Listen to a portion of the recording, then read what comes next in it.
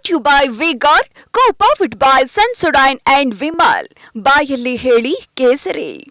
Associate sponsor UltraTech cement. Harapana Agrahara ಜೈಲಿನಿಂದ ರೇವಣ್ಣ ಅವರು release ಆಗಿರುವಂತಹ ಹಿನ್ನೆಲೆಯಲ್ಲಿ ದೇವೇಗೌಡರ ನಿವಾಸಕ್ಕೆ ಶಾಸಕರು ನಾಯಕರುಗಳು ದೌಡಾಯಿಸಿದ್ದಾರೆ.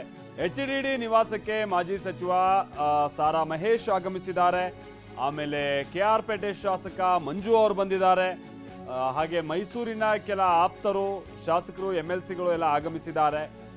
ಶಾಸಕರುಗಳ ಜೊತೆಗೆ ಮಾತುಕತೆಯನ್ನು ನಡೆಸ್ತಾ ಇದ್ದಾರೆ ರೇವಣ್ಣ ಅನ್ನುವಂಥದ್ದು ಗೊತ್ತಾಗ್ತಿದೆ. ಪಕ್ಷಕ್ಕೆ ಸಂಬಂಧಪಟ್ಟಾಗಿನ ಮುಖಂಡರು ಹಾಗೆ ಶಾಸಕರ ಜೊತೆ ಮಾತುಕತೆಯನ್ನು ನಡೆಸ್ತಾ ಇದ್ದಾರೆ. ಅಂದ್ರೆ ಇಲ್ಲಿ ಒಂದು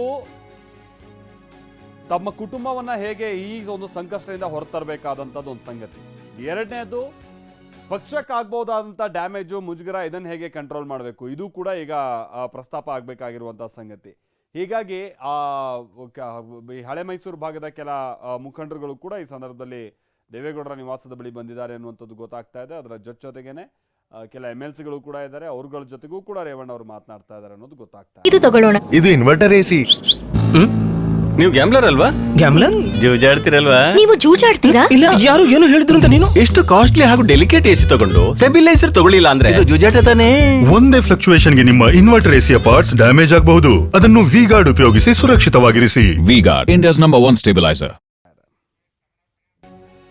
ಸಹಜವಾಗಿ ರೇವಣ್ಣ ಅವರು ರಿಲೀಸ್ ಆಗಿರುವಂತಹ ಹಿನ್ನೆಲೆಯಲ್ಲಿ ದಳಪಡೆಯಲ್ಲಿ ಸಂಭ್ರಮ ಇದೆ. ಹಾಸನದಲ್ಲಿ HD ರೇವಣ್ಣ ಅವರನ್ನ ಸ್ವಾಗತ ಮಾಡಬೇಕು ಅನ್ನುವಂಥ ನಿಟ್ಟಿನಲ್ಲಿ ಸಿದ್ಧತೆ ನಡೆದಿದೆ. ರೇವಣ್ಣ ಅವರು ನಾಳೆ ಹೊಳೆನರಸೀಪುರಕ್ಕೆ ಹೋಗ್ಬೋದಂತ ಸಾಧ್ಯತೆ ಇದೆ. ಹಾಸನಕ್ಕೆ ಬರೋ ವೇಳೆ ಗಡಿಯಲ್ಲೇ ಅವರನ್ನ ಸ್ವಾಗತಿಸಬೇಕು ಅನ್ನುವಂಥ ನಿಟ್ಟಿನಲ್ಲೂ ಕೂಡ ಸಿದ್ಧತೆಗಳಾಗ್ತಾ ಇದೆ.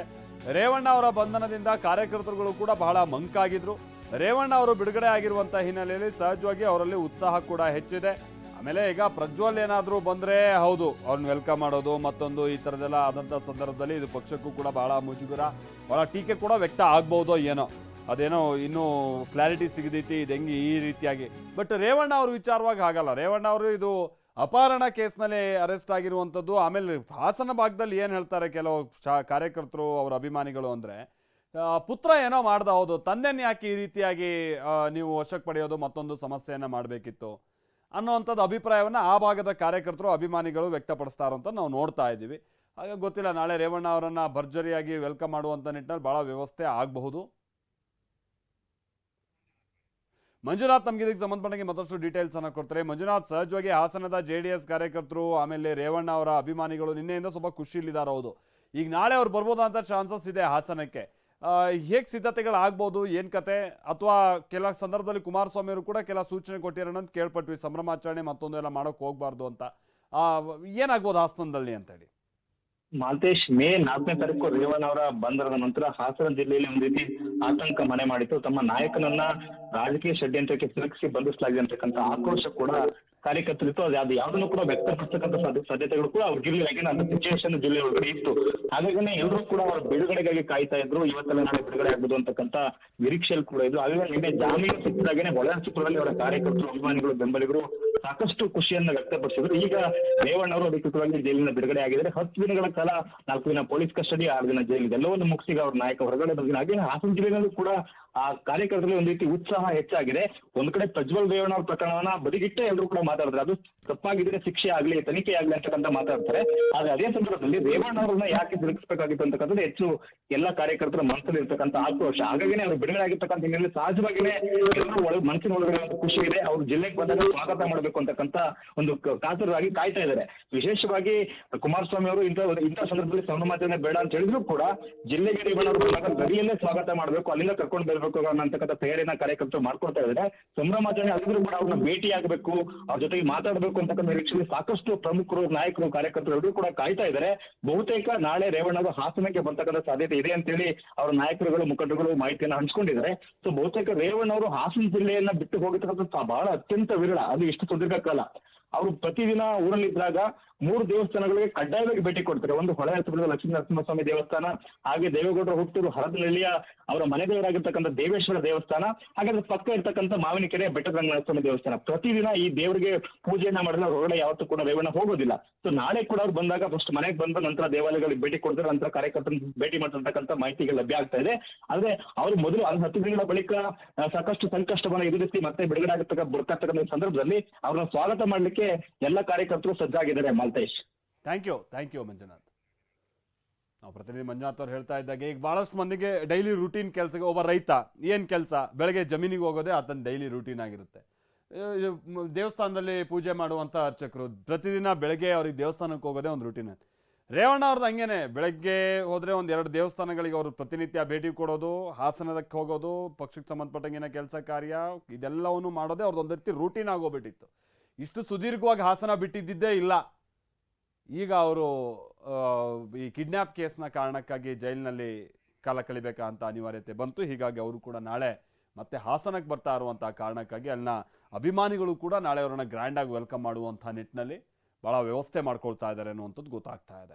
ಪೂಜೆ ಪುನಸ್ಕಾರವನ್ನು ಸಲ್ಲಿಕೆ ಮಾಡಲಾಗ್ತಾ ಇದೆ.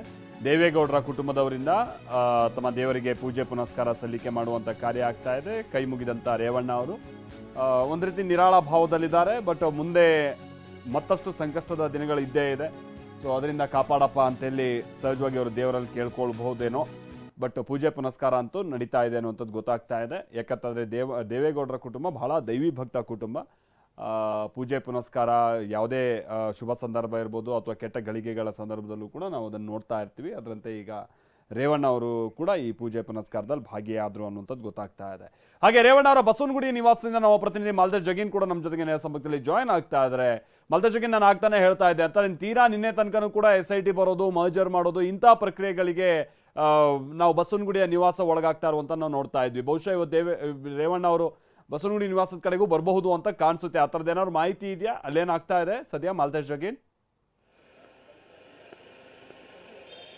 ಮಾಲ್ತೇಶ, ಈಗಷ್ಟೇ ಏನಂತಂದರೆ ಮಾಜಿ ಸಚಿವ ಹಾಗೆ ಶಾಸಕ HD ರೇವಣ್ಣ ಅವರು ಜೈಲಿನಿಂದ ರಿಲೀಸ್ ಆಗಿ ನೇರವಾಗಿ ಪದ್ಮನಾಭನಗರದ ದೇವೇಗೌಡರ ನಿವಾಸಕ್ಕೆ ಹೋಗಿರ್ತಕ್ಕಂಥದ್ದು. ಅದರ ಬೆನ್ನಲ್ಲಿ ಏನಂತಂದರೆ ಬಹುತೇಕ ಒಂದು ಮಾಹಿತಿ ಕೂಡ ಇತ್ತು, ಅಂದರೆ ಪರಪ್ಪನಗರದಿಂದ ನೇರವಾಗಿ ಬಸವನಗುಡಿ ನಿವಾಸಕ್ಕೆ ಬರ್ಬೋದು ಅಥವಾ ಪದ್ಮನಾಭ ನಿವಾಸಕ್ಕೆ ಹೋಗ್ಬೋದು ಅನ್ನೋಂಥದ್ದು. ಈಗ ಏನಂತಂದರೆ ಇಲ್ಲಿ ಸದ್ಯಕ್ಕಿರುವಂತಹ ಒಂದಿಷ್ಟು ಮಾಹಿತಿ ಪ್ರಕಾರ ಕೆಲವು ಗಂಟೆಗಳ ಕಳೆದ ನಂತರ, ಅಂದರೆ ದೇವೇಗೌಡರ ಒಂದು ಆಶೀರ್ವಾದವನ್ನು ಪಡೆದ ನಂತರ, ಅಲ್ಲಿ ಒಂದಿಷ್ಟು ಮಾತುಕತೆಯನ್ನು ಪಡೆದ ನಂತರ ಬಹುತೇಕ ಬಸವನಗುಡಿಯ ನಿವಾಸಕ್ಕೂ ಕೂಡ ಬರುವಂತಹ ಸಾಧ್ಯತೆಗಳಿದೆ ಅನ್ನುವಂತಹ ಮಾಹಿತಿ ಕೂಡ ಲಭ್ಯವಾಗ್ತಾ ಇರ್ತಕ್ಕಂಥದ್ದು. ಇಲ್ಲಿ ಹಾಗಾಗಿಯೇ ಒಂದಿಷ್ಟು ನಿವಾಸದ ಎದುರುಗಡೆ ಪೊಲೀಸ್ ಬಿಗಿ ಭದ್ರತೆ ಕೂಡ ಇರತಕ್ಕಂಥದ್ದು. ಅಂದರೆ ಅವರ ಅಭಿಮಾನಿಗಳು ಸಹಜವಾಗಿ ಆಗಮಿಸಬಹುದು ಅನ್ನೋ ನಿಟ್ಟಿನಲ್ಲಿ, ಮತ್ತು ಯಾವುದೇ ರೀತಿಯ ಗೊಂದಲದ ವಾತಾವರಣ ನಿರ್ಮಾಣ ಆಗಬಾರ್ದು ಅವರು ಬರುವಂಥ ಸಂದರ್ಭದಲ್ಲಿ ಅನ್ನುವಂಥ ನಿಟ್ಟಿನಲ್ಲಿ ಸಂಪೂರ್ಣವಾಗಿ ಇಲ್ಲಿ ಪೊಲೀಸ್ ಬಿಗಿ ಭದ್ರತೆ ಇರತಕ್ಕಂಥದ್ದು. ಸಹಜವಾಗಿ ನೀವು ಹೇಳಿದ ಹಾಗೆ ಅಂದರೆ ನಿನ್ನೆವರೆಗೂ ಕೂಡ, ಹಿಂದಿನ ದಿನಗಳವರೆಗೂ ಕೂಡ ಅಂದರೆ ಇಲ್ಲಿ SIT ಅಧಿಕಾರಿಗಳು ಬರುವಂಥದ್ದು ಮತ್ತು ಸ್ಥಳ ಮಹಾಜರ್ ಮಾಡುವಂತಹ ಎಲ್ಲ ಪ್ರಕ್ರಿಯೆಗಳು ಕೂಡ ಇಲ್ಲಿ ರೇವಣ್ಣ ಅವರ ಈ ನಿವಾಸದಲ್ಲೂ ಕೂಡ ನಡೆದಿತ್ತು. ಸೊ ಹೀಗಾಗಿ ಏನಂತಂದರೆ ಅಲ್ಲಿ ಪದ್ಮನಾಭನಗರ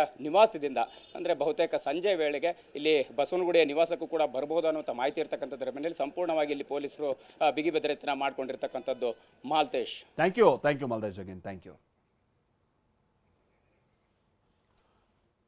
ಸದ್ಯದ ಮಟ್ಟಿಗೆ ಏನು ಯಾರೂ ಇಲ್ಲ ಬಸವನಗುಡಿ ನಿವಾಸದ ಕಡೆಗೆ. ಬಟ್ ಪೊಲೀಸರನ್ನಂತೂ ನಿಯೋಜಿಸಲಾಗಿದೆ. ಹೇಳಿ ಕೇಳಿ ರೇವಣ್ಣ ಅವರ ಅಭಿಮಾನಿಗಳು ಬರಬಹುದು, ಅಲ್ಲೇನಾದ್ರು ಗೊಂದಲದ ವಾತಾವರಣ ಆಗಬಹುದು ಅನ್ನುವಂಥ ನಿಟ್ಟಿನಲ್ಲಿ ಮುನ್ನೆಚ್ಚರಿಕೆಯಾಗಿ ಹೆಚ್ಚಿನ ಪೊಲೀಸರನ್ನ ನಿಯೋಜನೆ ಮಾಡಲಾಗಿದೆ ಇಲ್ಲಿ ಬಸವನಗುಡಿಯ ನಿವಾಸದಲ್ಲಿ.